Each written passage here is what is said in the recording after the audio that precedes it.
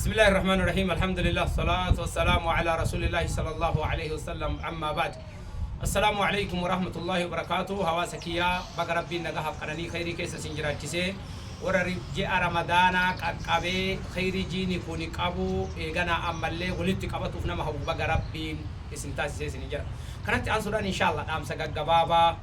رمضان كان أول قبته جرو كما كيس نجاهو بربانا ربين قرآن ساكي ستي رمضان سبب دركما تاسيسي في الليل أكنمني نو رمضان كان كيسا بيلوفني وكان يعمل إيبوني وكان يعمل ددامني وكان يعمل ركني يروح الدو هواسني كنا وانجرو توكجر رمضاني برانا أكم جري والقافة رمضاني برانا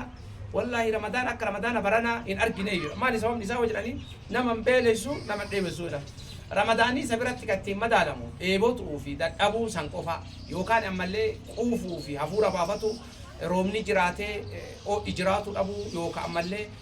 وانتوني كرجرات لكن أمر ربين يا أيها الذين آمنوا كتب عليكم الصيام كما كتب على الذين من قبلكم جري مالي لعلكم تتقون سببني رمضان ندير كما تاسيس ميف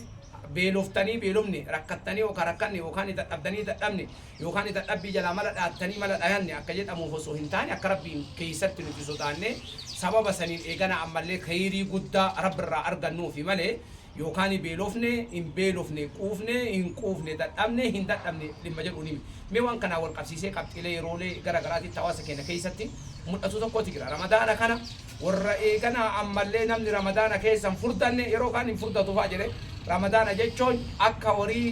كنا عملنا من ماركو دان كلا بجران توكو فردي سنجران توكو تي رمضان يرونا من غرين كيسم فرديس إيمان جت شيء إبراهيم وبيا كنا رتة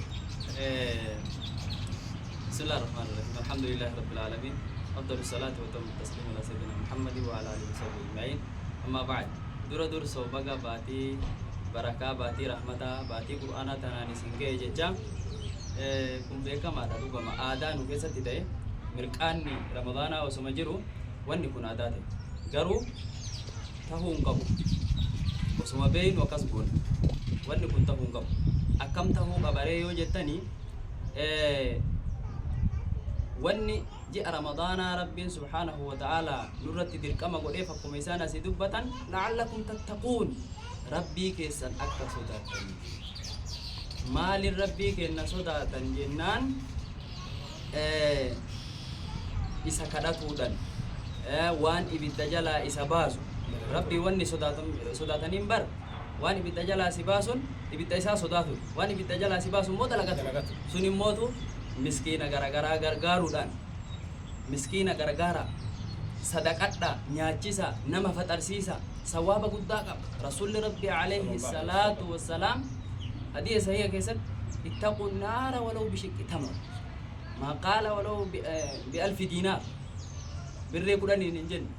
birree dhibbaan hin jenne birree dhibba lamaan hin jenne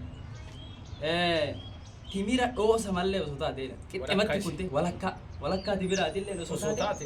ibidda jahannamii sodaadha wanni kun meeshee bro afaanitti si qaba masaajida tokko tokkotti wanna baratamee jira seensa ramadaana hatta wadhakka xumura ramadaana irratti illee hawaasa imaammanis ta'inna koreelee ta'inna haala mijeessanii eegana ammallee ummata dammaqsanii waa walitti guuranii ummata rakkataa warra qarqaaru jira gariin namaa ammoo ramadaana xumura irratti nu waan guuratu barbaannuuf amma yoo miskiina guurre ummanni nu jala dambitti boodara nuun kennu jedhee warra karoora ufii malee karoora rakkataa karoora miskiinaa kayitaama kasilaa ummata biroo dhimma hin goone takkatu jira ufuma ummata irraa fayyadamu eegana ufuma karoora ufiitii guuru waan akkasii ijaarra waan akkasii goona numatti kenna xumura ramadaana irratti birri waluman nu guura jechoo malee karakkataa fi miskiin isa biratti gatii hin qabne jira kanaaf waan kana irratti mee kanaaf wanni kun sirrii miti hawaasa adda baasanii itti himuu barbaachisa akkuma sheekan kenna akkasuma du'aanni kenna itti himan jechuudha sadaqaan akkuma guddolleen taatu xiqqoo kanarraa eegalaa yoo xiqqoo kanatu irra gaariin sadaqaa zabana kanaa hin da'uun xiqqoo tan maaf yoo kajettan taate niyyaan balleessuu danda'a booda itti ofiifuu itti ajamee of jalaa balleessuu danda'a waan ta'eef ati ibidda kan kee wanni ofirraa eeggattuun jannata wanni kajeltuun timira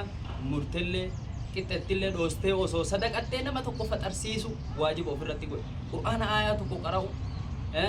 waajiba ofirratti godhe amma hirribumaaf yoo haala kamii jeeffannu taate bootaa hirribaa soqannee gara keenyatti waan beekamu tokkotu jira hirribu waan dabarsa namni guyyaa ramadaana keessa akka waan hirribni keessa buufame hirribaa fi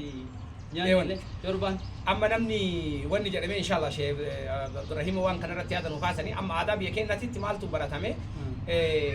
formulaa guyyaa kana ramadaana ofii maqaan ji'a ramadaanaatiin jala ji'a ramadaana ummata keenya biratti maalidha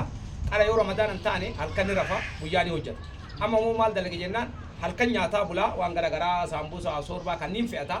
akka nama isuutu halkan meeshaa fe'aa bulee ganama eegana ammallee wanna deemuuti yookaan ammoo boqatuutitti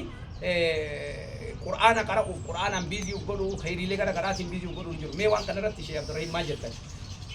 inshallah qaamsi akkuma ustaaziin keenya jedhanii fi sheeloon jedhan kana fakkaata